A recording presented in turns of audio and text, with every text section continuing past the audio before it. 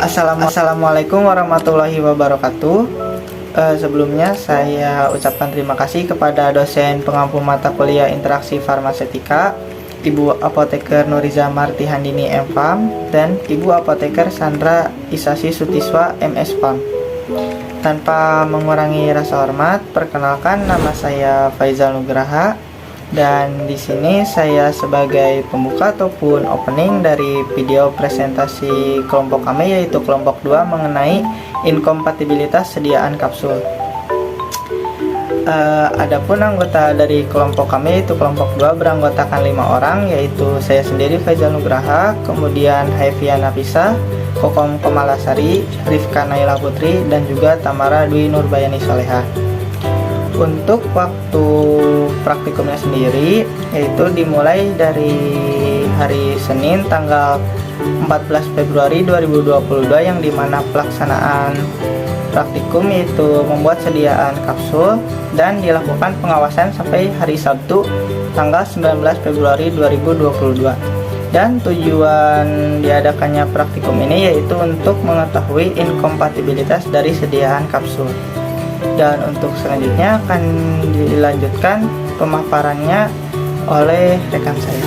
Berdasarkan dasar teori, kapsul merupakan sediaan padat yang terdiri dari obat dalam cangkang keras atau padat yang dapat larut. Dikutip dari Gadri 2012, sediaan kapsul ini digunakan karena kepraktisannya untuk memberi kenyamanan bagi konsumen obat dan dapat menutupi rasa dan bau yang tidak enak pada obat.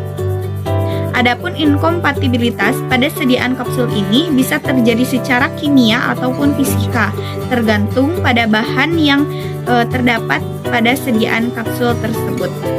Adapun alat-alat yang digunakan pada praktikum pembuatan kapsul ini diantaranya mortir, spatula, sudip, cangkang kapsul, plastik obat, etiket, dan juga kertas perkamen.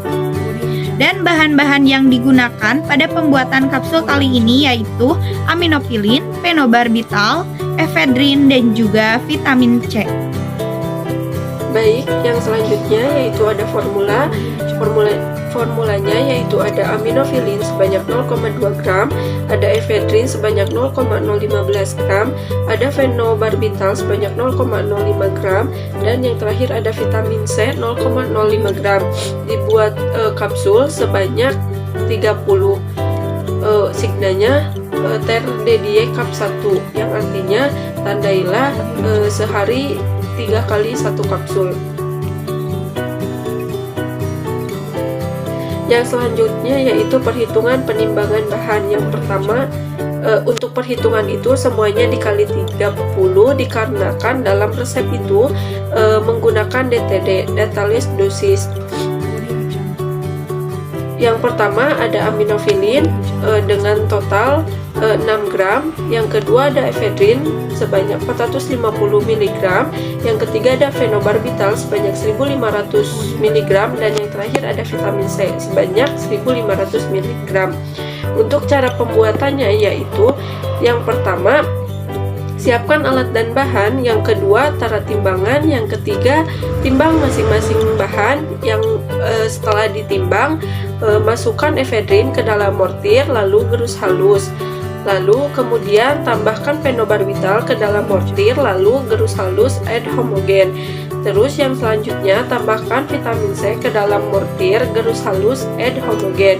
Yang terakhir tambahkan aminofilin ke dalam mortir gerus halus add homogen. Setelah semuanya dicampurkan dan homogen, maka bagi menjadi 2. Masing-masing dari 2 bagian itu dibagi lagi menjadi 15 bagian sama banyak. Setelah itu masukkan ke dalam cangkang kapsul nomor 0 yang berwarna kuning hijau. Setelah dimasukkan, bersihkan cangkang kapsul menggunakan lap halus.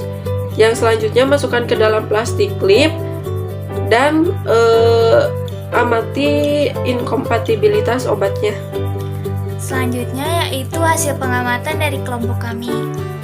pada hari pertama, yaitu berupa serbuk berwarna putih. Pada hari kedua dan ketiga, tidak terdapat perubahan. Pada hari keempat, terdapat perubahan, yaitu berupa serbuk menjadi bergranul. Hal ini dikarenakan tidak tercampurnya aminofilin dan efedrin, sehingga serbuk menjadi lembab dan bergranul.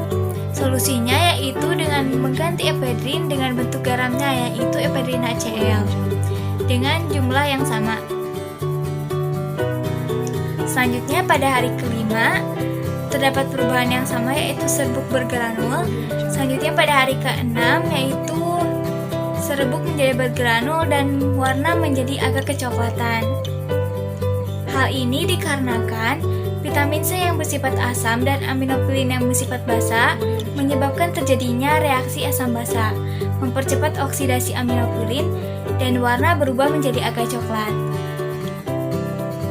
Solusinya yaitu dengan membuat vitamin C menjadi serbuk tersendiri,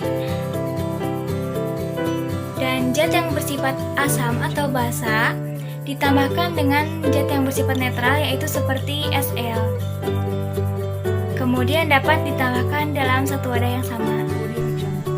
Faktor yang menyebabkan perubahan atau inkompatibilitas terjadi salah satunya yaitu tempat penyimpanan yang kurang sesuai, sehingga mempengaruhi stabilitas obat, serta kebersihan yang ditakutkan dalam proses pembuatan obat. Terdapat benda asing atau partikel asing yang masuk saat pencampuran obat. Kesimpulan yang dapat kami simpulkan bahwa inkompatibilitas adalah pencampuran antara dua obat atau lebih yang menimbulkan reaksi ketidakcocokan atau ketidaksesuaian. Inkompatibilitas pada sediaan kapsul biasanya terjadi baik secara kimia ataupun fisika, tergantung bahan obat yang digunakan pada sediaan kapsul. Perubahan yang terjadi dapat perubahan warna akibat reaksi yang tidak diinginkan, dan perubahan tekstur obat akibat tidak tercampurnya bahan obat. Perubahan juga terjadi karena penyimpanan yang kurang sesuai, serta terdapat partikel asing saat pencampuran obat. Berikut daftar pustaka terlampir. Sekian dari kelompok kami, kurang dan lebihnya kami mohon maaf. Wabillahi taufiq wa hidayah. Wassalamualaikum warahmatullahi wabarakatuh.